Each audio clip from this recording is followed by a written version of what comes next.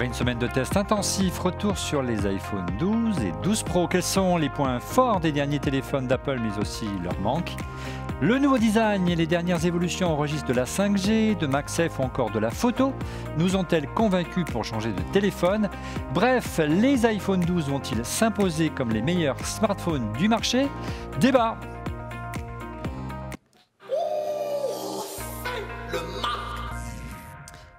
Bonjour à toutes et à tous, vous regardez On refait le Mac alias sur RLM. Très heureux de vous retrouver pour notre débat high-tech hebdomadaire. Merci toujours pour votre fidélité. N'hésitez pas à nous soutenir en vous abonnant à notre chaîne YouTube avec comme chroniqueur cette semaine en plateau, presque à mes côtés, il va arriver d'ici quelques minutes, Stéphane Zibi qui est bloqué dans les embouteillages parce que c'est le soir, on enregistre jeudi soir et il y a comme un confinement qui commence, donc apparemment Paris est bouché, il va arriver.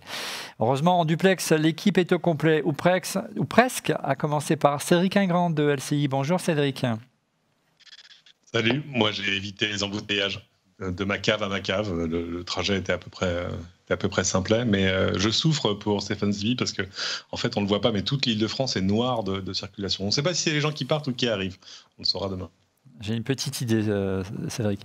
Pour nous parler, entre autres, des fonctions photo de l'iPhone, mais pas que. Un photographe, réalisateur, Emmanuel Pampuri. Bonjour Manu. Salut Olivier, salut à tous. Et on te retrouve sur ta chaîne YouTube éponyme, Emmanuel Pampuri, c'est bien ça? Exactement. Et sur mon site internet, pampuri.net, par exemple. Voilà, et enfin, dernier chroniqueur, mais pas des moindres, Didier Policani de Mac Forever en duplex de Chamonix. Bonjour Didier. Oui, salut Olivier. Il ne faut pas qu'on fasse trop tard, parce que moi je retourne dans un pays libre ce soir. Voilà.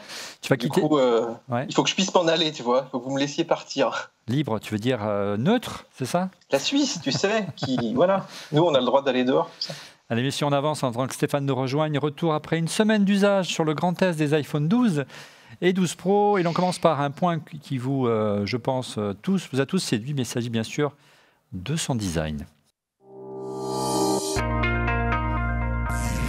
iPhone 12, un design qui plaît, c'était le thème en tout cas du sondage, de la question qu'on vous a posée sur Twitter cette semaine. Quelle avancée de l'iPhone 12 et de l'iPhone 12 Pro vous a le plus convaincu pour passer à l'achat? Et vous étiez assez nombreux à répondre à cette question, près de 359 votants. Regardez les résultats. Et c'est le design donc, qui est publicité, 55,4%, suivi de MagSafe, 16,2%. Le lidar sur l'iPhone 12 Pro, 15%. Et enfin, la puissance, 13,4%. Les amis, un plébiscite, on l'a dit, pour le design des iPhone 12, à l'instar de quelques réactions sur Twitter. Regardez, de notre Twitter fidèle, Pierrick Veilla, on revient à la nostalgie du design de l'iPhone 4, comme les habits de la mode des années 80 aujourd'hui. Je pense qu'une majorité apprécie ce design aujourd'hui. Ou encore Boax Nigaz, détenteur d'un iPhone 10. J'attendais juste un nouveau design pour changer d'iPhone. Celui-ci m'a convaincu et j'estime qu'au bout de 3 ans, il y a un vrai gap et donc j'ai opté pour un iPhone 12 Pro. Alors messieurs, les designs et publicités à suivi, moi j'aime beaucoup, notamment cette couleur bleue, que ce soit sur le 12 ou sur le 12 Pro. C'est presque dommage d'ailleurs de les cacher sous une coque. Votre avis, avec un peu plus de recul, est-ce que ça vous a changé vraiment de l'iPhone 10 et l'iPhone 11? On commence avec Didier puisqu'il est à l'image. Alors oui, moi je trouve très joli, même si bon voilà, on a l'impression de redéballer un iPhone 4. Mais alors par contre, ce qui est drôle, c'est qu'il est plus fin, mais du fait que tu as des bords plus carrés, il paraît un peu plus gros en main, je trouve. Voilà. Mais je sais pas, après, c'est juste une impression personnelle ou si vous le ressentez comme ça. Et par contre, dans ta petite liste, tu vois, t'as pas mis la 5G non plus. Ça aurait pu être un argument aussi. Alors je sais qu'en France, il n'y a pas encore trop, mais il y a des gens qui attendaient quand même ça, la 5G, dans les pays où il y a la 5G, quoi. Ouais. La 5G, pour l'instant, c'est un peu difficile d'utiliser. Donc voilà. Et puis au-delà, tu sais, Twitter ne nous offre que 4 réponses possibles. Donc c'est pour ça qu'on est limité à 4 réponses. Alors tu l'as dit, il rappelle beaucoup l'iPhone 4, voire l'iPhone 5, mais c'était un design qui avait beaucoup tendance à s'abîmer, notamment sur le 5. Souvenez-vous, les versions noires, la peinture sur les bords aplatis en cas de choc laissait apparaître l'aluminium brut. Alors on a vu paraître quelques photos d'iPhone 12 en démo dans un Apple Store qui aurait été... je crois que c'est en Chine, si je ne me trompe pas, qui aurait été malmené. Et on voit effectivement l'aluminium dépourvu de peinture au niveau des impacts si on le fait tomber. Est-ce que vous en avez fait l'expérience? Est-ce qu'il a souffert une petite semaine? Je sais que c'est court, que vous en prenez soin, et puis la plupart sont dans ces coques. Mais est-ce que vous avez relevé quelques anomalies de ce genre? Peut-être avec Cédric. Non, honnêtement, non. Moi, je suis amusé quand même par le fait que dans l'ensemble, il ne nous faut pas grand-chose, tu vois. C'est-à-dire que tu nous ressors le design d'il y a 9 ans et on dit ouais putain c'est génial. Bah oui, mais c'est vrai que c'était génial. Non, moi je les ai pas malmenés, que ce soit l'iPhone 12 ou le 12 Pro. J'ai pas non plus fait le crash test de la vitre avant, on a laissé d'autres faire ça pour nous. Mais ça très bien. J'aurais pas osé. Ouais, apparemment il s'en sort très bien. Non, mais c'est normal. Après on verra, parce que je viens de voir ce qu'on se disait la semaine dernière sur le fait que plus la vitre est solide, plus aussi elle est rayable. Donc on verra à l'usage. Mais là aussi, je l'ai pas mis au fond d'un sac à main avec une poignée de clés, tu vois, en le secouant. Non, je fais pas ce genre de choses. Non, il est très agréable. Vraiment, j'aime beaucoup l'avoir en main. Quand je mets le 11 Pro à côté, tu as toujours, tu vois, ces bords biseautés qui font un effet savonnette, alors que là, tu l'as quand même vraiment très solidement en main. Ça, c'est un véritable énorme atout. Je suis d'accord sur le sondage, hein. Par exemple, la 5G, non, enfin, c'est un peu tôt pour... Mais même si ça va être un argument de vente, ne serait-ce que pour des gens qui veulent assurer l'avenir, qui achètent un téléphone aujourd'hui et qui vont vouloir être sûrs que dans 6 mois, 9 mois, 1 an, 2 ans, bah, ils seront à jour du réseau que leur opérateur leur proposera. Ouais, généralement, un iPhone, on le garde en moyenne de 3 à 4 ans. Emmanuel, ton impression, puisqu'on ne t'a pas encore entendu parler sur ce design notamment. C'est vrai que j'avais du mal avec le côté savonnette, là, comme on dit, avec ces bords ronds là, sur les générations précédentes. Ça remonte à l'iPhone 6, hein, ces bords. Ouais, c'est ça, ouais. Et du coup, le retour au truc un peu carré, au bord carré, là, enfin, bord. C'est pas carré, mais c'est aplati, ouais. Ce design, en effet, iPhone 4, iPhone 5, je trouve ça plus agréable, plus facile au niveau de l'appréhension, surtout quand on fait des photos. Et je sens que la coque est moins indispensable pour moi, parce que pour moi, la coque, elle est, au-delà du fait qu'elle protège, elle était aussi sur ces générations-là nécessaire pour avoir une meilleure prise en main, surtout quand tu fais des photos. Et là, du coup, c'est un petit peu plus facile. Ouais, on a vu que tu parlais de l'écran il y a un instant, du test solidité et du verre en général. Hein. On a vu quelques photos fleurir, je ne sais pas si tu as vu Didier, notamment d'un freelance du site Android Police. Tout est dit. Max, tu les aimes beaucoup en ce moment, les sites Android. Didier Max Weinbach se plaint de la fragilité de la vitre en verre encerclant les objectifs. Ça semble être un problème assez isolé. Hein. Ça semble être un... faut pas généraliser aussi. Hein. Oui, non, mais surtout, j'ai pas l'impression qu'elle ait changé, celle-là. Donc, non. Voilà, on n'a pas vu d'iPhone qui se cassait là-dessus. Par contre, moi, tu vois, sur le 11 Pro, j'avais vraiment l'écran très rayé. Et pour l'instant, ça va, je touche du bois. Et pourtant, j'en prends très soin. Ouais. C'est vrai que c'était un des défauts des iPhones. Des fois, tu sais, rien que pendant qu'on fait, là, par exemple, nos petits plans de coupe, on arrivait à les rayer juste en les mettant sur une table, des fois. C'est avec un petit grain, un petit machin. Ouais. Ils se rayaient très, très facilement. Si tu allais à la plage aussi, souvent. Ouais. Oui, non, mais après, il ne faut pas non plus faire l'escalade avec. Quoi. Non, tu vas à la plage et tu laisses, tu as un petit peu de ça dans la poche et tu remets l'iPhone derrière, c'est une catastrophe. Enfin, bref. Alors, tu parlais justement de rayures.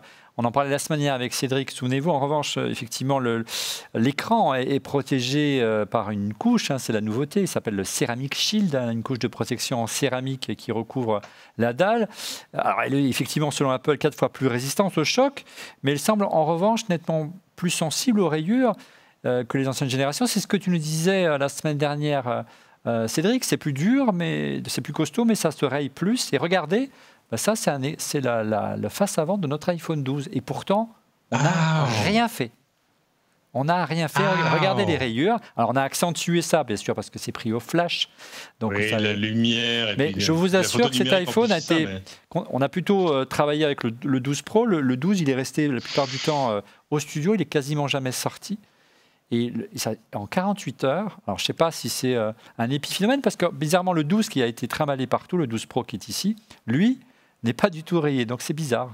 J'avoue que je ne comprends pas très bien. Mais en tout cas, ce que tu nous disais la semaine dernière était assez juste, Cédric. Ben oui, il va falloir leur offrir des vitres de protection, comme au précédent. Bon, il y a encore beaucoup de réactions et questions sur Twitter cette semaine. Merci. Vous êtes très nombreux de semaine en semaine et on a beaucoup de sceptiques, hein, design aussi. Regardez, de Féfé du 83, on devine son département. Je possède un 10S Max qui fonctionne très bien, mais j'en ai marre du design car j'ai eu le 10 aussi. Je veux le 12 Pro Max juste pour sa taille d'écran. Le 12 Pro Max qui va arriver plus tard. Je n'ai pas besoin de tous ces appareils photo. Le 12 me suffirait. Merci pour vos émissions. Elles sont juste top. Merci à vous. Encore une réaction de Florenté. Ce qui m'a fait garder mon 10S, c'est l'encoche toujours présente. Elle est identique depuis 4 générations. J'espère que cela évoluera l'an prochain. C'est vrai. Et enfin, dernier tweet de Monsieur S1N3D. Personnellement, je trouve que la plus grande avancée est la sortie d'un modèle mini, car tout le monde n'aime pas les smartphones de grande taille. C'est vrai qu'en termes de design, l'avancée la plus majeure, la curiosité qui nous excite le plus cette année, c'est l'arrivée effectivement de cet iPhone 12 mini, mais aussi l'iPhone 12 Pro Max qui va être un peu plus grand que l'année dernière. Mais ils ne seront disponibles que le 13 novembre. C'est la raison pour laquelle nous vous présentons aujourd'hui que les 12 et 12 Pro de base, dirons-nous. Allez, vous étiez quand même 15% à répondre MagSafe comme étant une nouveauté qui vous a intéressé et qui vous a poussé à acheter le nouvel iPhone 12. Retour sur les usages de ce galet magnétique qui permet une recharge par induction, mais qui a aussi créé pas mal de polémiques cette semaine. Alors MagSafe, la polémique, que penser de MagSafe, les amis? Si beaucoup d'entre vous, pour beaucoup d'entre vous la semaine dernière, vous étiez assez unanime, peut-être un peu moins, Didier, le système vous a séduit. Sur Internet, sur Twitter, il est loin de faire l'unanimité, à l'image de cette réaction d'Alain Tranoez. Par rapport au choix proposé, j'ai répondu MagSafe, même si des premiers tests que l'on a pu lire, c'est encore très long en temps de charge, plus de 3 heures selon 01net. Alors effectivement, on a fait également la même chose. C'est vrai que c'est un peu compliqué, c'est pas dire un petit peu le bordel, comprendre comment fonctionne cette histoire de temps de recharge avec le MagSafe. Apple, sur la boîte du MagSafe, préconise l'emploi d'un chargeur USB-C de 20 watts, facturé 25 €. Regardez, je l'ai là, il est caché là, donc ça ressemble, il est identique au chargeur qui avait livré l'année dernière dans la boîte du Pro Max l'année dernière, sauf que c'était un 18 watts l'année dernière. Bref. Et il recommande un 20 watts pour obtenir une charge maximale de 15 watts contre 7,5 watts pour un chargeur par induction classique. Alors, si j'ai bien compris, Didier, si tu n'utilises pas le bon chargeur, le temps de charge serait plus long? C'est plus compliqué que ça? Disons que la polémique, c'était que si tu n'avais pas le chargeur de 20 watts d'Apple, tu n'avais pas la charge à 15 watts. Alors moi, du coup, j'ai fait des tests, parce que j'ai le chargeur du MacBook Pro, j'ai le 18 watts de la dernière fois, j'ai du 20 watts USB-C. Et en fait, pour moi, comme dirait Norman, faux! C'est-à-dire que tu peux utiliser n'importe quel chargeur USB-C, et même le 18 watts d'Apple, j'ai exactement les mêmes temps sur tous mes chargeurs. Il faut au moins 18 watts pour que tu aies du 15 watts de charge, qui est logique, parce que bon, voilà, 15 watts, c'est vraiment la puissance que va te donner, que va prendre le chargeur, mais derrière...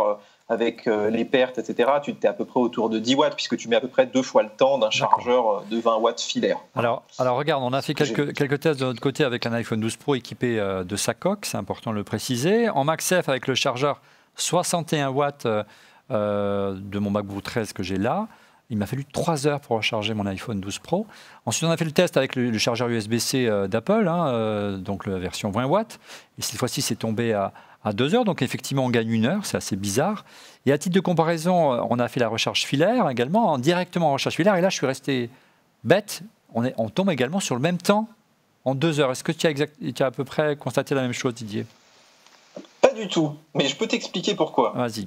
Alors moi, la charge totale, je l'ai en 3h30 avec le MagSafe, 4h20 en 7 watts et demi d'avant, et en filaire 1h30 avec le 20 watts. Nous on est à 2 heures, c'est très variable, c'est très curieux. La disparité sur le sans fil, elle provient essentiellement de la chauffe du téléphone. C'est-à-dire qu'il y a beaucoup de testeurs pour tester, pour le mettre à 0%, en fait, ils vont lancer des jeux, ils vont lancer tout un tas de trucs. Et en fait, ce truc fait chauffer le téléphone, et si tu le mets direct sur le MagSafe après, t'as pas les 15 watts en fait. Donc ça dépend pas tellement du chargeur que tu as derrière, ça dépend plutôt de la chauffe du téléphone. Ça dépend aussi de la coque. Tu as des coques qui le font un peu plus chauffer. Et moi, en fait, j'ai des petits trucs qui mesurent la puissance en live. Là, c'est tout bête, tu peux acheter ça dans les magasins de bricolage. Et tu le vois typiquement quand ton iPhone est très très chaud, il va tirer que 5 watts. Alors que s'il est très froid, il va tirer 15 watts assez rapidement. Donc c'est pour ça qu'on a tous des résultats un peu bizarres et qu'il y a des gens qui ont créé des polémiques autour de ça. De toute façon, moi je dirais ce qu'il faut retenir, c'est que la charge sans fil, en fait, tu l'utilises la nuit, donc tu t'en fous en fait de la vitesse finalement. C'est un peu une tempête dans un verre d'eau, on peut dire ça. Y a pas, si ce n'est que pour la plupart des gens. Si tu l'as sur ton bureau, c'est sympa, qu'il charge un peu plus vite que 7 watts et demi, quoi. C'est ça. Ouais, c'est quand même un peu de débat de geek, Cédric. dans les usages, l'usage du sans fil n'était pas encore généralisé pour la plupart des gens. Ça va être une découverte, non, l'arrivée de ce MagSafe. On n'en est pas là. Je ne suis pas sûr que ce soit une découverte, parce que ça fait quand même, déjà ça fait longtemps qu'on l'attend, et puis ça fait quand même déjà plusieurs générations de suite qui savent faire de la recharge sans fil. Donc là, c'est vrai que ça simplifie la mise en place. Enfin, voilà, ça a un petit côté. Souviens-toi, comment s'appelle la Snap Cover qu'on a découvert sur l'iPad, où finalement le truc le plus génial, c'était quand même l'iPad, c'était la Snap Cover. Là, c'est un peu pareil. Mais après, je suis assez d'accord avec Didier sur le fait que c'est majoritairement quelque chose que tu vas utiliser la nuit, donc que ça prenne 2 heures ou 2 heures et demie, c'est pas très très grave. Ouais. Mais honnêtement, je pense que la chose sur laquelle il aurait fallu sonder les gens, c'est est-ce que vous préférez un MagSafe ou plutôt l'USB-C ? Moi, j'aurais voté USB-C. On va en parler tout à l'heure, tu verras l'USB-C, parce qu'on va conclure cette émission par les manques de l'iPhone 12. C'est quand même moi je trouve un peu un débat de geek, puisque moi ce qui vraiment a le plus gêné les utilisateurs, c'est plutôt l'ergonomie de ce système. Regardez la réaction de Mig sur Twitter. Il faut toujours ses deux mains, il y a une petite faute d'orthographe, c'est pas grave, pour débrancher le MagSafe. Et en plus, la charge est moins rapide qu'avec un câble classique, selon moi. MagSafe est même une régression, voilà, qui est sévère.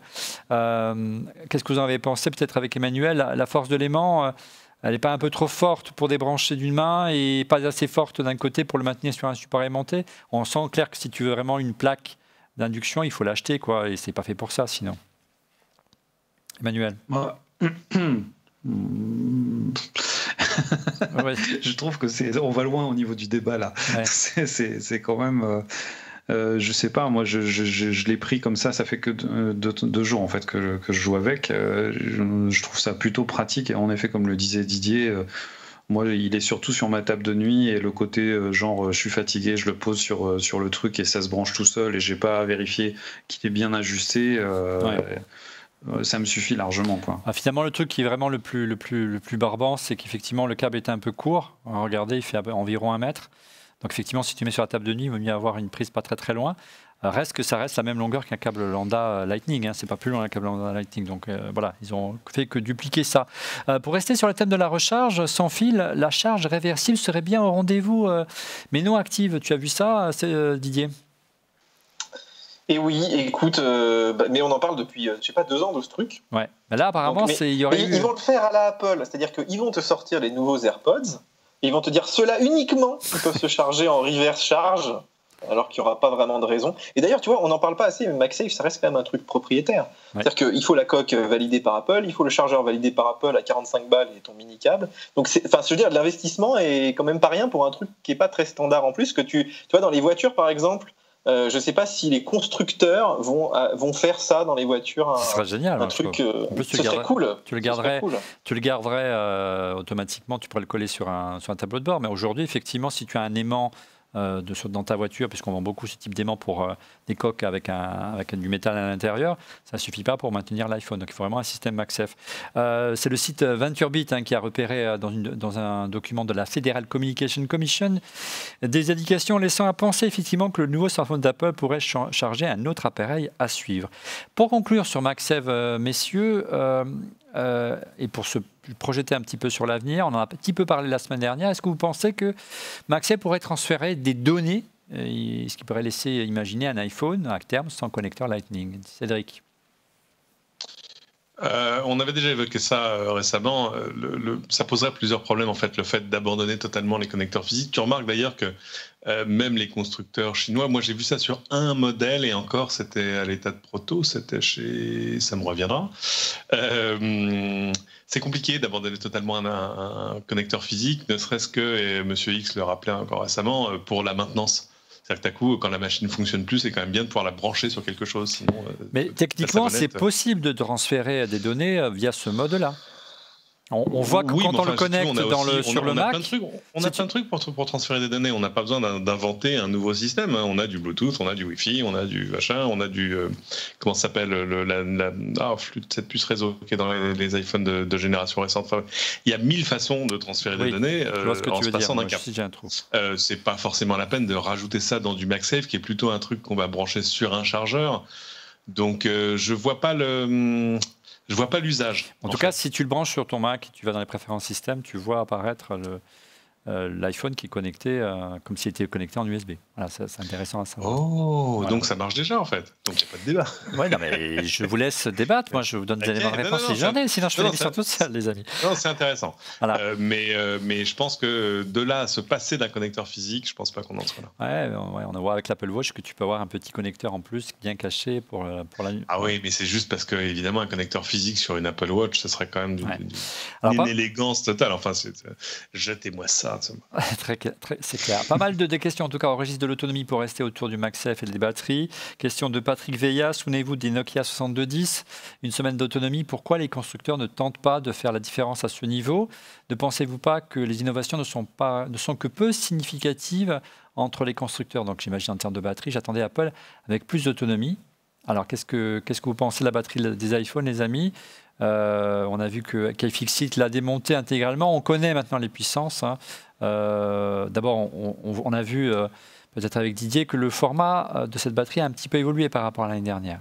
Et oui, Olivier, donc la batterie change de forme, effectivement. Mais en fait, ce qu'il faut retenir surtout, c'est qu'on perd un petit peu de la capacité cette année, parce que forcément, ils ont voulu affiner, donc ils ont rogné sur la batterie. Moi, pour l'instant, j'ai pas vu, de perte d'autonomie, mais je pense que l'idée, c'est que ton téléphone tienne la journée. Hein. En gros, clairement, ils sont pas allés au-delà de ça. Et c'est vrai qu'on a perdu un peu. L'année dernière, on sentait qu'ils avaient remis de l'autonomie, que c'était quand même une grosse demande. Je trouve ça un petit peu dommage de rebaisser la batterie en fait cette année. Mais je pense que c'est vraiment lié au design. Ça aurait fait un iPhone beaucoup trop épais visuellement de mettre une batterie comme ça un petit peu plus épaisse, quoi. Alors effectivement, regardez ce graphe ou ce slide. L'iPhone 12 mini annonce une puissance de 2227 mAh. Donc on est assez curieux de voir comment il va tenir confortablement la journée. L'iPhone 12, lui, a une puissance de 2815 mAh. C'est la même batterie que l'iPhone 12 Pro, contrairement à l'année dernière. L'année dernière, sur l'iPhone 12, vous aviez 3110 mAh. Donc c'était un peu plus quand même, c'est pas négligeable. Et enfin, sur l'iPhone 12 Pro, on passe de 3190 mAh l'année dernière à 2815. Et contre Pro Max, on était carrément l'année dernière à 3969 mAh et on est maintenant cette année à 3687. Avez-vous perçu concrètement des différences notables? Emmanuel, toi qui avais un 11 Pro qui est passé donc au 12, moi personnellement, ça tient la journée à peut-être 20 minutes, une demi-heure de moins pour un usage intensif, mais il n'y a pas de grande différence en ce qui me concerne. Bon, après, c'est difficile de comparer. Le mien, j'ai un 11 Pro Max et là, j'ai un 12 Pro. Je sens qu'il y a une petite baisse d'autonomie après un an d'utilisation sur le 11 Pro Max, mais j'avais largement de quoi faire. Et là, pour l'instant, j'ai pas vraiment, à part vraiment les fonctions photo, j'ai pas pu tester ces histoires d'autonomie. Je t'avoue que je me suis vraiment focalisé sur la qualité d'image, donc c'est un peu tôt pour moi pour donner des conclusions. On va voir ça dans un instant, parce que tu nous as réservé de beaux clichés. Mot de conclusion sur l'autonomie avec Cédric, tu as noté des différences? Aucune. Non, mais aucune parce que j'avais pas un iPhone dans la main et un chrono dans l'autre, ou un deuxième iPhone dans la deuxième main. Mais en clair, le 12 Pro avec lequel je joue toute la semaine. Voilà, j'ai pas eu de soucis. J'ai toujours fini mes journées même tard. Je me suis baladé un peu partout, etc. Donc non, je sens pas de différence notable. Alors que moi, je me souviens quand même que avec l'arrivée du 11 Pro, j'avais senti une vraie grosse différence, mais là en mieux par rapport aux générations précédentes. Là, c'est kiff. En gros, la puissance en base de la batterie est en partie compensée par la baisse de consommation électrique de la puce A14 Bionic. Même si d'un autre côté, elle consomme aussi beaucoup parce qu'elle est pas mal sollicitée, mais voilà, ça reste pour la même chose. On verra lorsque l'iPhone 12 mini sera disponible si on voit vraiment une vraie différence. Place à présent au busomètre. Le busomètre, les infos, rumeurs qui ont le plus buzzé du côté du site Mac Forever. C'est à toi, Didier.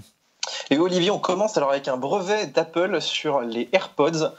Alors, Apple travaillerait sur l'intégration de commandes, on va dire, de reconnaissance de gestes, ou peut-être même des boutons physiques. Parce qu'en fait, aujourd'hui, les AirPods, on connaît le problème, c'est très difficile de, par exemple, régler le volume, il faut utiliser ton téléphone. Donc, ils cherchent des moyens un petit peu évoluer pour faire ça. Bon, ça reste des brevets, donc ils testent pas mal de choses. Mais c'est vrai que moi, j'en avais des écouteurs qui ont des petits boutons, notamment sur les Power Beats Pro, je crois. Ouais. Et c'est très pratique quand même de pouvoir, surtout quand tu fais du sport, pouvoir régler le volume comme ça. Très bien. Seconde info, plus qu'une rumeur d'ailleurs. Oui, enfin ça reste des estimations, mais l'iPhone 12 Pro se vendrait très bien. C'est un peu confirmé par les délais d'attente qui sont assez élevés. Là aujourd'hui, je crois que c'est jusqu'à mi-novembre, fin novembre. Et Apple aurait été même assez surprise de la demande sur le 12 Pro. Donc voilà, il y a les résultats financiers au moment autour de cette émission. Donc vous verrez la vidéo. Je pense que ça va être carton plein pour Apple trimestre après trimestre, tu vois, malgré la crise en ce moment, quoi. Ouais. Autre info, Apple crée la polémique chez les publicitaires. Oui, bon, c'est pas nouveau, mais en France, il y a des plaintes qui commencent à être déposées contre le petit système d'iOS 14, c'est qui te prévient quand tu as du tracking dans ton application et qui te propose de ne pas te faire traquer. Évidemment, c'est un appel au crime pour ceux qui vivent de la publicité, du gratuit, enfin, pas mal de gens, finalement, dans la presse. Et c'est vrai que c'est un peu compliqué parce que finalement, tu n'as pas beaucoup d'armes pour te battre contre Apple une fois qu'ils mettent ce genre de choses en place. Et nous, on le voit sur les sites un peu tech où les gens ont un peu de compétences, ils bloquent très très facilement les pubs dès qu'ils ont le moyen technique de le faire. Donc voilà, je ne sais pas ce que vous en pensez, messieurs, mais Apple voudrait du Minitel, un peu. On paye ce qu'on consomme, mais je ne sais pas si les gens sont prêts vraiment à tout ça, quoi. Allez, on avance, on est en retard déjà avec la 4e info aux rumeurs. Oui, on revient à des choses plus basiques, Olivier. Alors ça, c'est John Prosser, tu sais, c'est le nouveau leaker qui sait tout sur tout chez Apple et qui est très bon, on peut le dire, et qui nous annonce des iPhones avec 1 Teraoctet de stockage, ce que j'attendais, 1 Teraoctet sur l'iPhone, parce que mon iPhone est plein. Je tourne trop de vidéos avec. 512 gigas quand même. Il est plein, ouais, mais tu sais, à la 4K, maintenant tu as du HDR 10 bits, HLG, machin, là, ça prend de la place tout ça. Hein, Manu? Oula. Ça prend énormément de place, même en H265. On va voir ça. Et dernière info aux rumeurs. Alors ça, c'est un tips pour toi, Olivier. Si tu veux les iPhones en avance, ce qui est dur quand tu es consacré à un média consacré à Apple, il faut être un youtubeur roumain. Voilà. J'ai rien d'autre à dire à part qu'il a déballé un iPhone mini. Alors je sais pas si c'est un fake ou si il a eu un énorme embargo de 2 semaines. Ou alors c'est le fils caché de Walt Mossberg. Mais il n'y a pas beaucoup de solutions. Mais peut-être que Walt Mossberg a des origines roumaines, vous ne savez pas. Voilà, puis c'est tout. Hein, voilà. Allez, on enchaîne avec certainement... Depuis, la vidéo a été retirée quand même. Ouais. On enchaîne avec l'une des avancées les plus scrutées, les plus attendues de cette nouvelle génération d'iPhone. Il s'agit bien sûr des fonctions photo et vidéo. Alors, photo le verdict, pas d'avancée matérielle au niveau de l'iPhone 12 qui est là, qui bénéficie que d'avancées, je dirais, logicielles. La puissance de calcul gagnée avec la puce A14 permet d'aller un peu plus loin. Nous y reviendrons sur la puce A14, mais on a vu la semaine dernière, on ne va pas y revenir cette semaine, que le mode nuit est désormais disponible sur toutes les optiques sur l'iPhone 12. Ce qui nous intéressait cette semaine, c'est revenir plus en détail sur l'iPhone 12 Pro.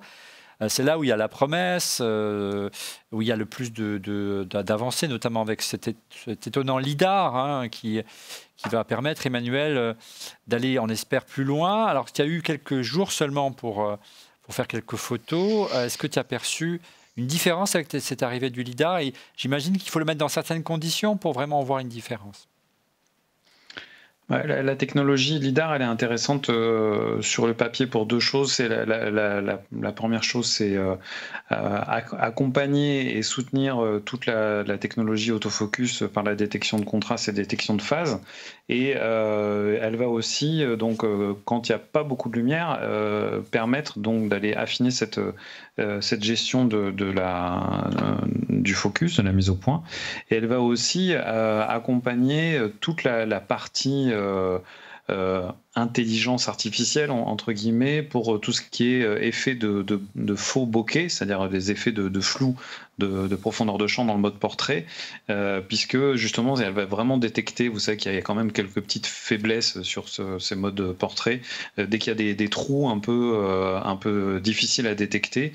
Là, c'est vrai que a priori le LiDAR va vraiment prendre le relais et proposer un truc un petit peu plus fin. Alors de ce côté-là, j'ai pas vraiment fait de tests très très poussés encore. Mais c'est vraiment une techno moi qui m'intéresse. Du reste, on voit fleurir un petit peu dans le monde professionnel, on voit arriver des capteurs spécifiques pour la mise au point sur les caméras de cinéma qui utilisent des lidars. Il y a DJI aussi qui a sorti il n'y a pas très très longtemps des stabilisateurs, les fameux Ronin, la version 2 des Ronin S et compagnie, avec un module spécifique qui va permettre justement de gérer la mise au point avec un autofocus 100% lidar. Alors, tu nous as réservé quelques photos de comparaison entre l'iPhone 11 Pro et Max et l'iPhone 12 Pro. Qu'est-ce que tu peux noter entre les différents capteurs, des différences qui seraient notables ou pas selon toi? Alors, pour l'instant, je vois pas grand-chose. Sur la partie photo pure, je vois pas grand-chose, si ce n'est qu'en effet, l'arrivée du mode nuit sur toutes les optiques, sur tous les modules, c'est un plus, mais je pense que c'est uniquement du logiciel. Je pense pas qu'il y ait quoi que ce soit au niveau matériel qui rentre en ligne de compte.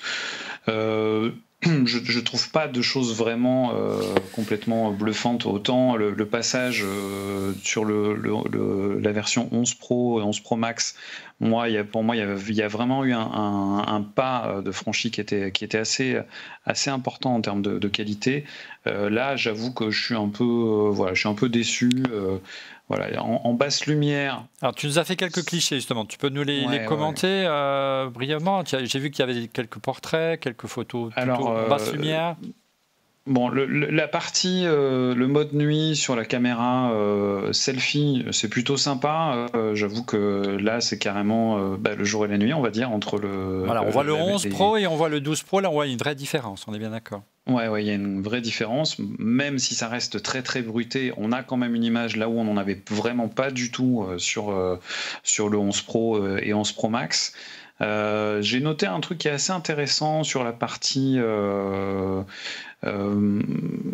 vidéo. Je ne sais pas si on parle maintenant de la vidéo. Si non, termine juste en faisant un petit tour d'horizon des quelques photos, parce qu'elles sont belles, que tu nous as envoyées simplement.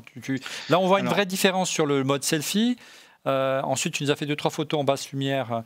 Si tu veux en basse lumière, on voit en effet que sur l'optique principale, qu'il y a une jolie petite une augmentation de la qualité, ça c'est clair, avec une gestion du bruit qui est assez maîtrisée.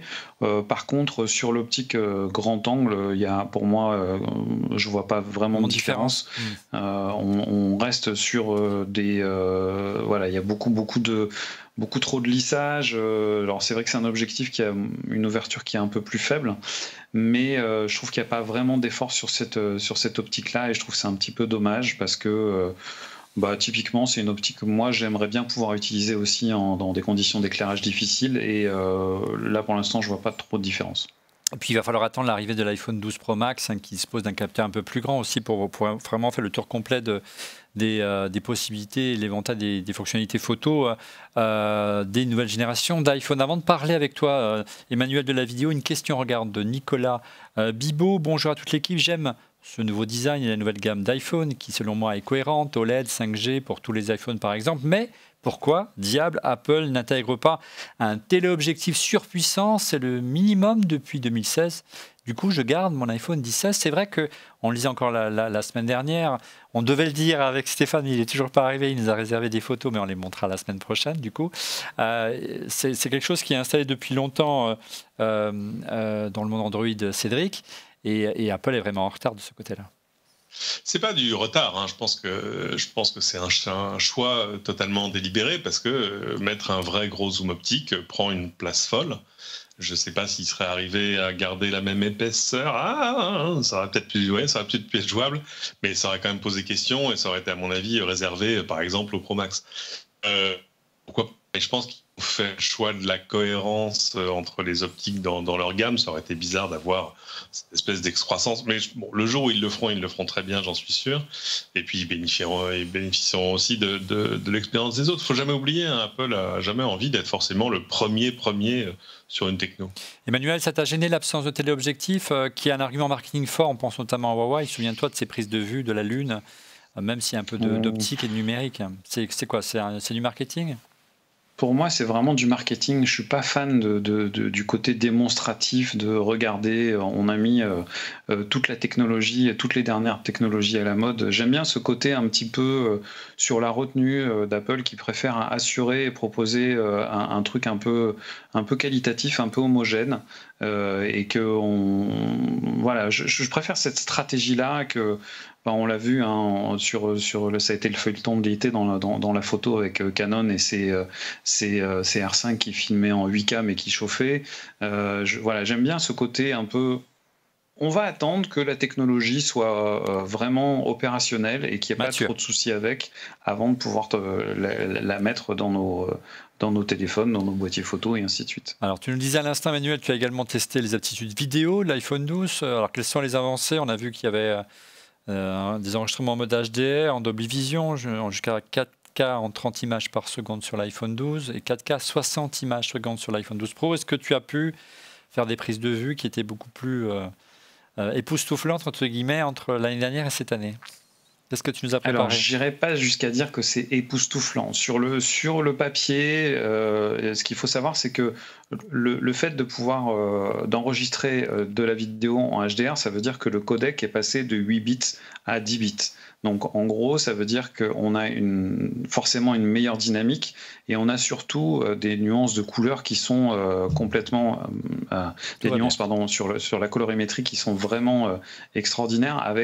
On passe de 16 millions de couleurs à pas loin d'1 milliard de couleurs en 10 bits.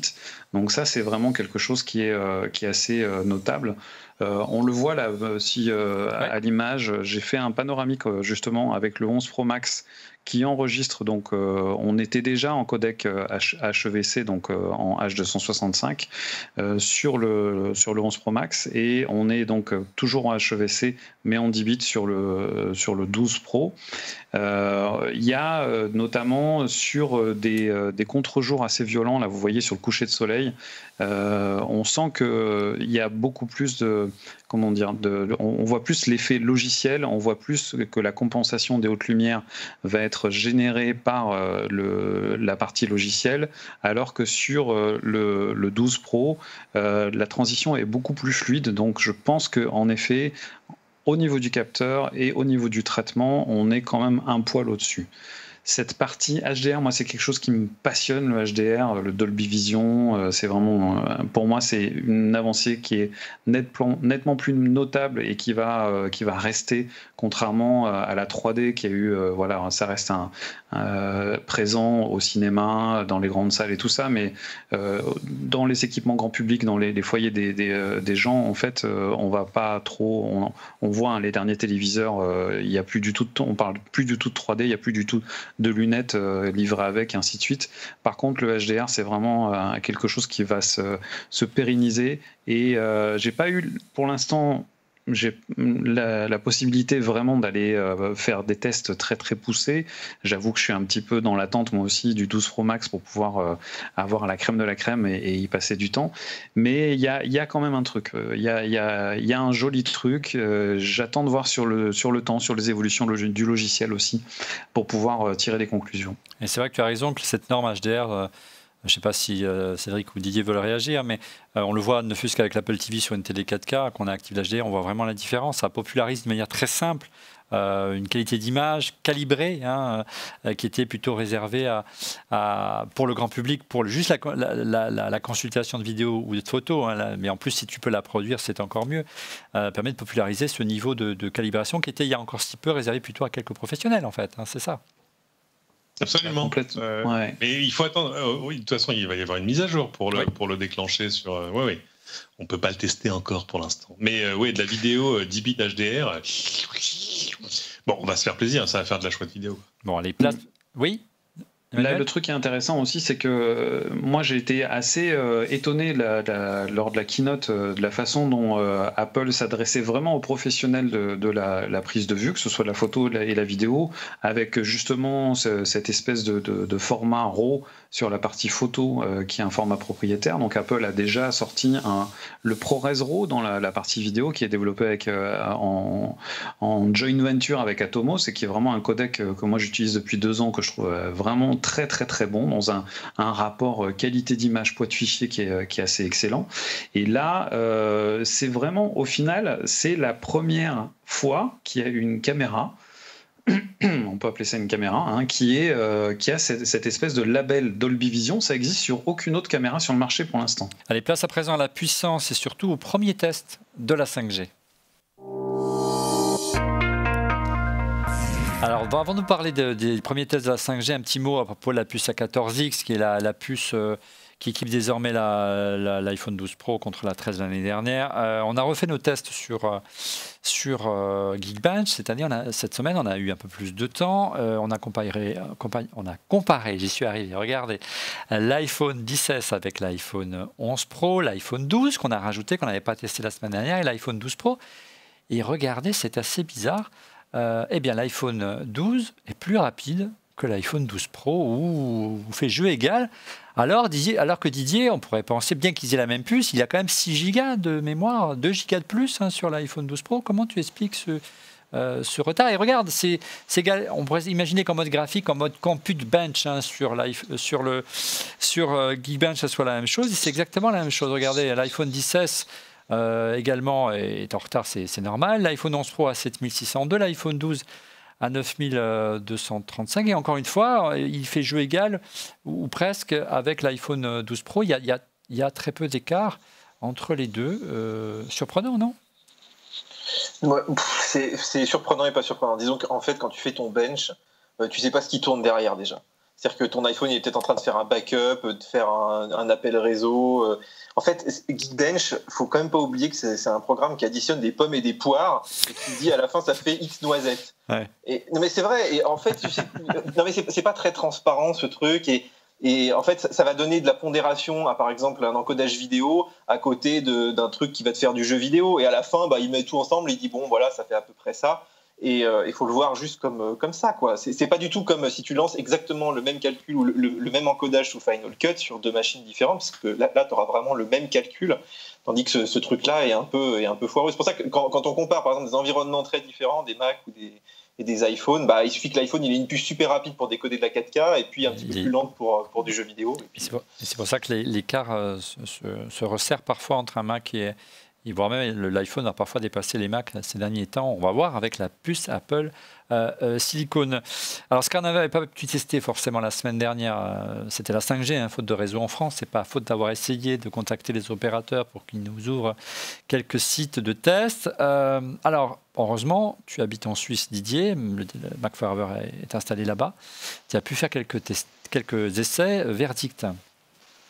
Eh ben oui, et celui-là, regarde, il a la 5G dedans. Voilà. Il a une petite puce 5G. Et ben écoute, c'est pas mal. Sachant qu'en Suisse, donc il n'y a pas les ondes millimétriques. De toute façon, ils n'y sont pas sur l'iPhone 12.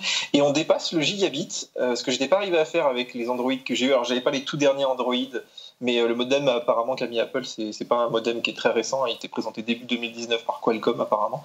Ouais. Mais on est à 1,3 gigabits seconde, donc c'est vraiment pas mal. Et surtout, si tu utilises un iPad ou un Mac en tethering, en partage de connexion, maintenant tu as 5 GHz, donc tu bénéficies d'un bien meilleur débit. Full patate. Tu peux profiter, voilà. Donc par exemple, j'ai pris un iPad, moi, le dernier iPad Air, et puis j'ai pu télécharger tous mes épisodes de Netflix d'une saison là en même pas une minute, tu vois. Donc c'est vrai que bon, c'est l'exemple, voilà, on s'en fout de télécharger des épisodes de Netflix d'un coup, mais il y a des vrais usages derrière. Tu vois, Manu, il est en tournage, il veut envoyer des RAW hyper vite. Et il peut les envoyer avec la 5G et c'est vrai que c'est assez impressionnant. Alors là, c'est frustrant quand même de se dire que ce truc-là, même en Suisse où c'est déployé, il faut quand même chercher les antennes, tu vois. C'est pas un truc que tu as comme ça, tu es au bureau et tu as la 5G. Tu te plains pas, tu as quand même des antennes. Nous, il faut attendre la fin de l'année, voire le début de l'année prochaine. Donc voilà. Bon, on verra ce que ça donnera en région parisienne. Si le confinement permet de déployer des antennes, on verra ça. Par contre, en upload, c'était moins impressionnant que ce que tu nous as montré en download, je crois, Didier.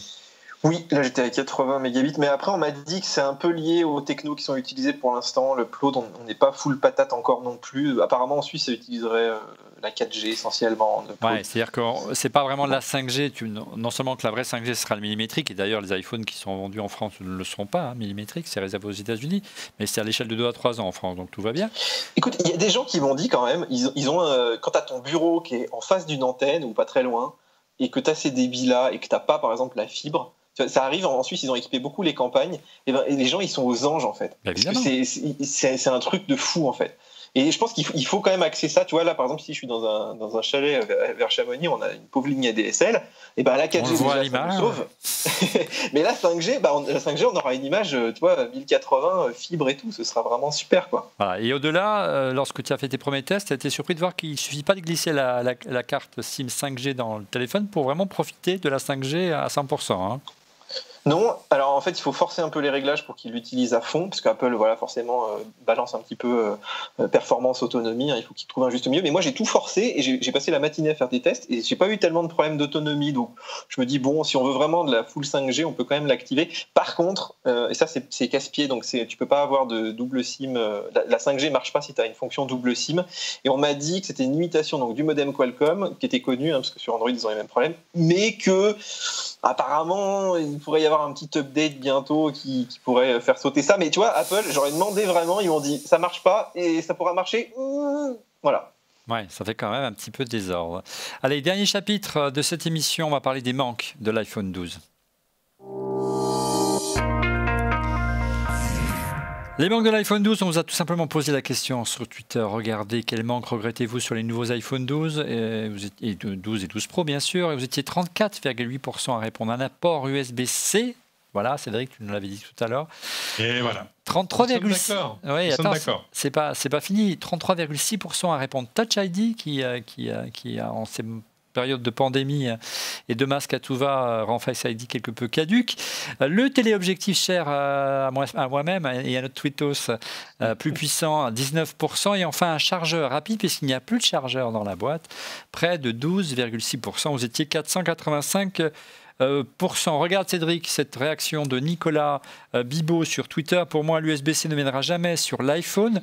Je vois mal Apple mettre ce type de port pour après le retirer dans le futur pour la recharge par MagSafe. En revanche, je suis déçu qu'il n'ait pas intégré un téléobjectif, on y revient, beaucoup plus puissant, comme le font Huawei et Samsung. Cédric, ça amène une réponse. Ouais, je suis pas d'accord avec Nicolas, parce que là, il est en train de nous dire si ma tante en avait, on l'appellerait mon oncle. Hein.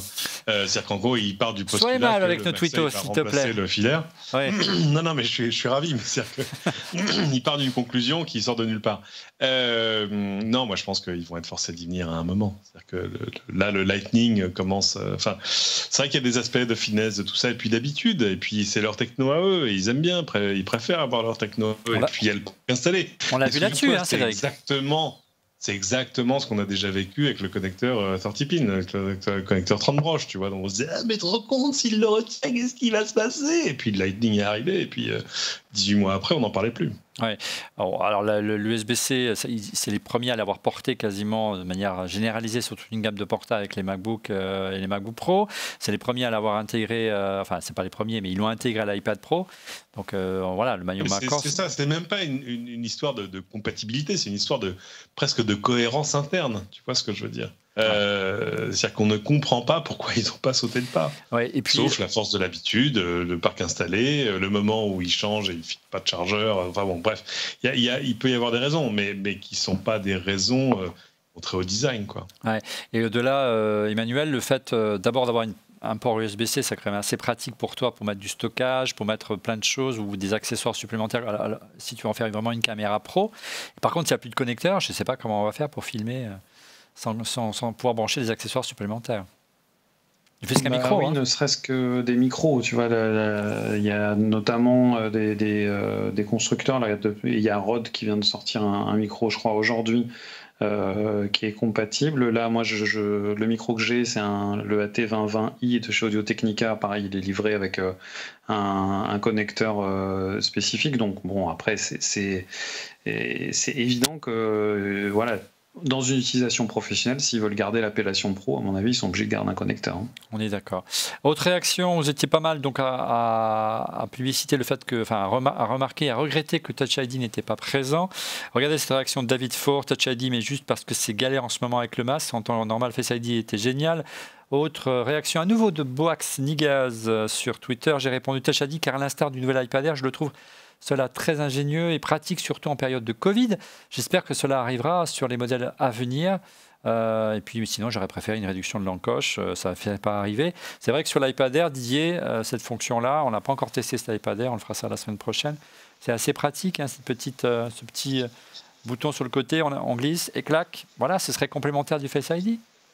Ouais, j'étais assez critique sur la. Enfin, je sais pas, quand ils ont montré ça, je me suis dit, tiens, on va aller mettre son doigt sur le bouton, sur le côté un peu. En fait, ça va, c'est assez naturel, ça me perturbe pas plus que ça. Et tu vois, quelque part, je vais être un peu sévère, mais c'est vrai que cette année, il n'y a quand même pas tant de nouveautés que ça quand tu as eu le 11. Il y a beaucoup de gens qui me demandaient, j'ai le 11, que ça vaut le coup, il y a le nouveau design. Tu sens qu'ils se retiennent un peu, tu vois, ils te mettent pas tout, parce que j'ai l'impression que l'année prochaine, ils te mettront peut-être l'USB-C, peut-être le 120 Hz. Tu vois, les 2-3, peut-être Touch ID comme ça, ou peut-être pas, tu vois, ils feront encore durer une année de plus.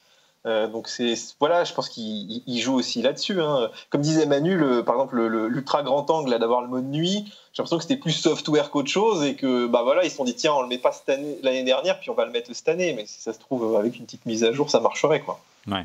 On va voir. Autre réaction, on regarde au registre du chargeur USB qui a disparu de la boîte, de Sébastien Page sur Twitter.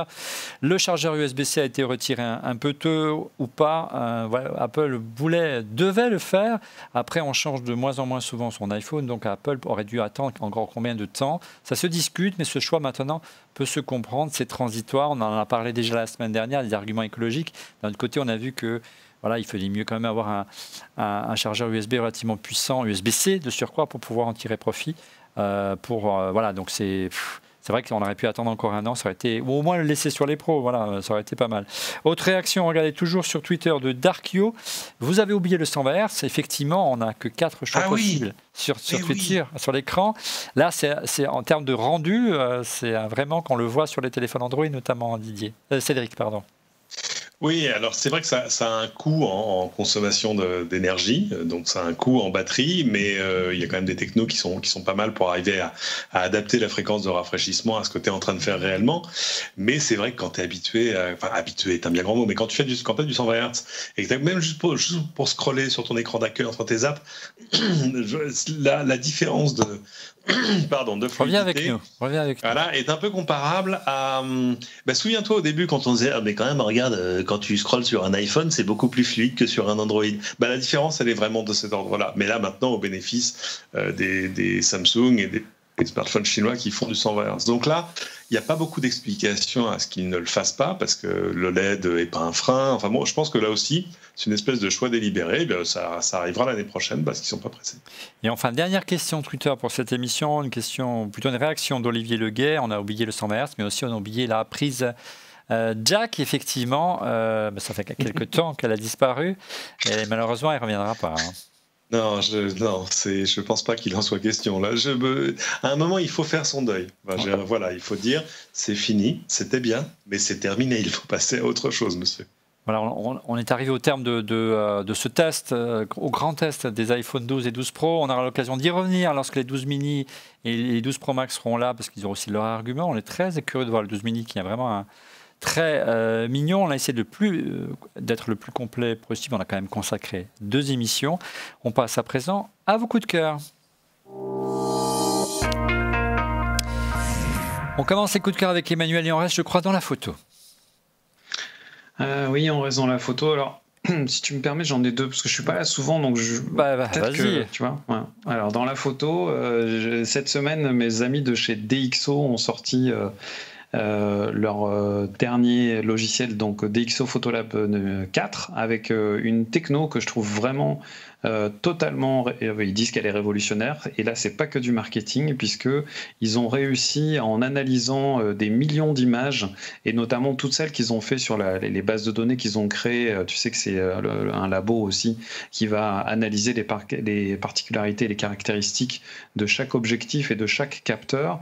Ils ont associé dans un algorithme en fait la fonction de débayorisation, la fonction donc qui va permettre de transformer l'image de la matrice de de Bayer avec les fonctions de denoising. Ça s'appelle Deep Prime et j'ai eu la chance de tester, d'être bêta-testeur là-dessus. Et franchement, c'est vraiment une grande avancée. En plus, c'est un logiciel que tu peux utiliser en éditeur externe quand tu es dans Lightroom et c'est absolument magique. Même les vieilles photos qui ont été faites avec des capteurs et des technologies assez anciennes, on arrive à avoir un résultat qui est absolument bluffant. Voilà. Et c'est français, monsieur. Et c'est français, cocorico. Alors, un autre truc qui est absolument pas français, et pardon, j'en avais pas parlé avant, c'est ce bidule-là. Ça s'appelle le Nano Hub de chez FX Lyon.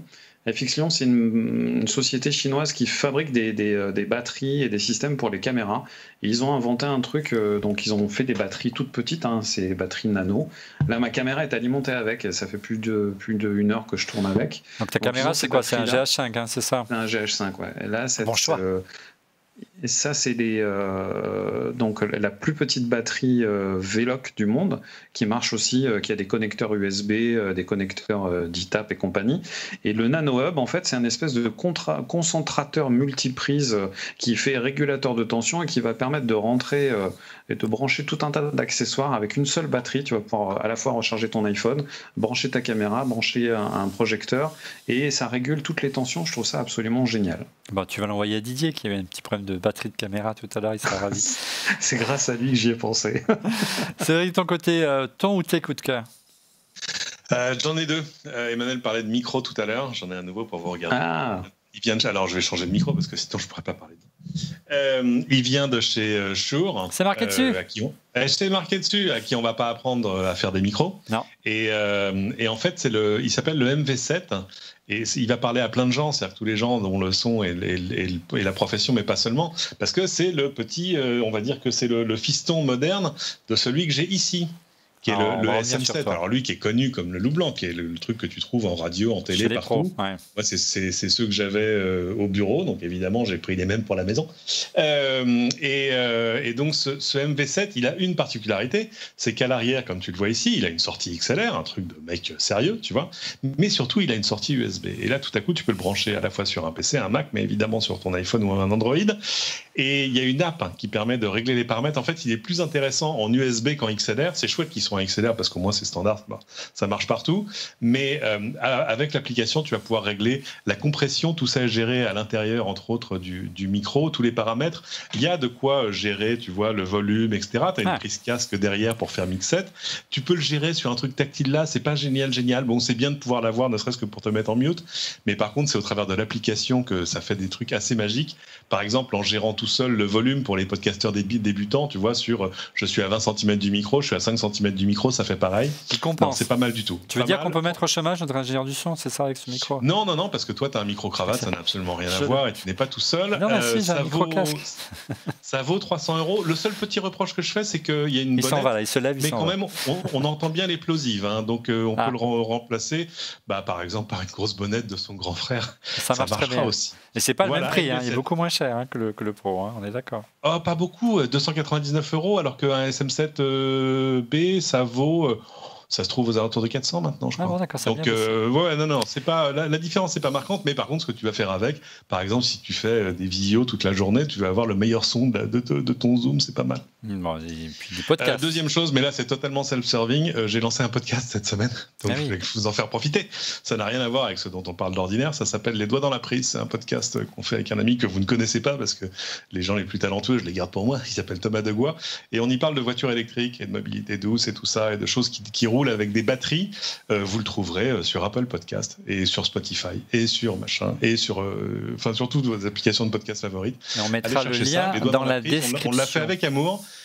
On avait envie de le faire en fait au tout début du confinement, mais on s'est dit c'est con, on peut pas aller tester de voiture, donc on l'a lancé maintenant. Donc en comédie, le timing c'est important. C'est bête, j'ai plein de voitures à aller tester, mais on va plus pouvoir sortir de la maison. Donc voilà, allez écouter ça, les doigts dans la prise. Bon, et si c'est aussi bon que dès qu'on file l'info, on va se régaler, Cédric. Faites-vous plaisir, d'autant qu'au prix que ça vous coûte, vous en avez pour votre argent, forcément. Mais tu avais, je crois, même un dernier coup de cœur encore. Alors, il y en a un troisième, si vous avez la vidéo, c'est ma nouvelle brosse à dents. C'est Oral-B qui fait ça. Elle s'appelle la IO 9S. C'est leur nouvelle série de brosses à dents à intelligence artificielle connectée à ton smartphone. Alors, sur le papier, moi, je me souviens quand je l'avais vu à CES, j'avais dit non, attendez, vous en avez fait trop là. Pas à nous, Cédric, pas à nous.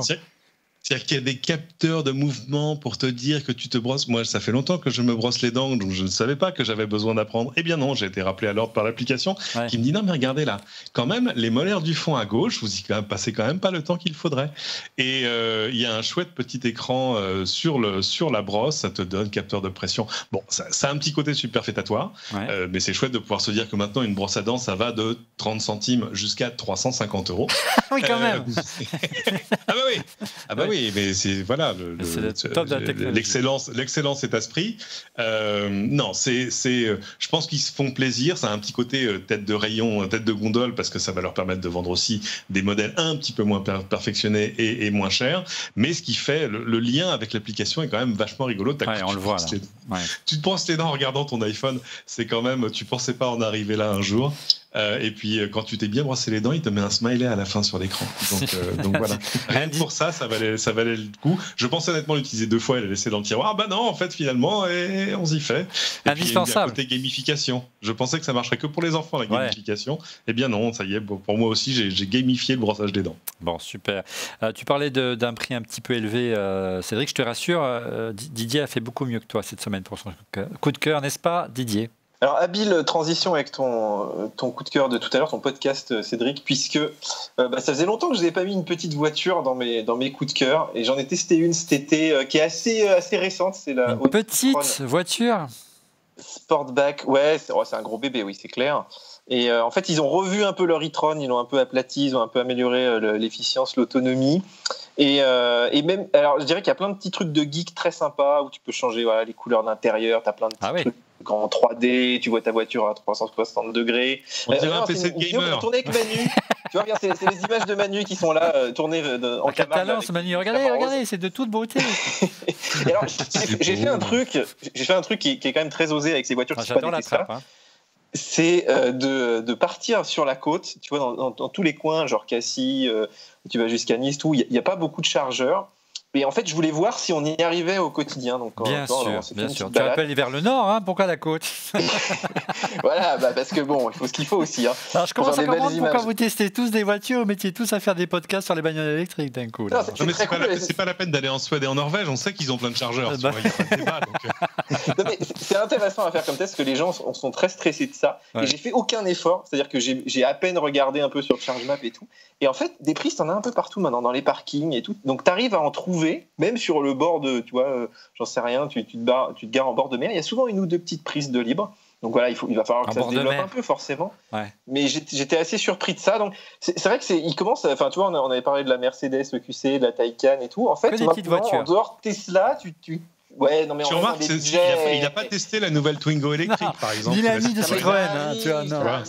Ouais. La Volkswagen, la ID3, elle est pas mal. Tu vois. Je pense que niveau autonomie, ça va être cool. Manu, il a aussi à t'entraîner sur un test de voiture électrique, alors c'est vrai.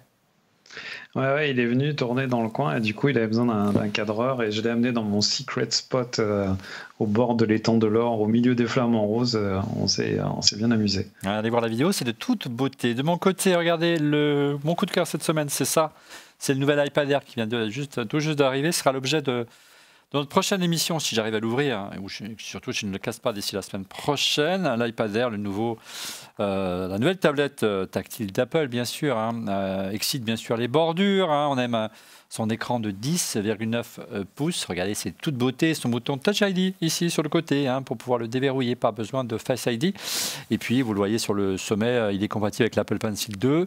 5 couleurs, ça c'est la version, regardez, on va essayer de le déloquer, la version bleue, qui est presque comme l'iPhone 12 Pro à côté.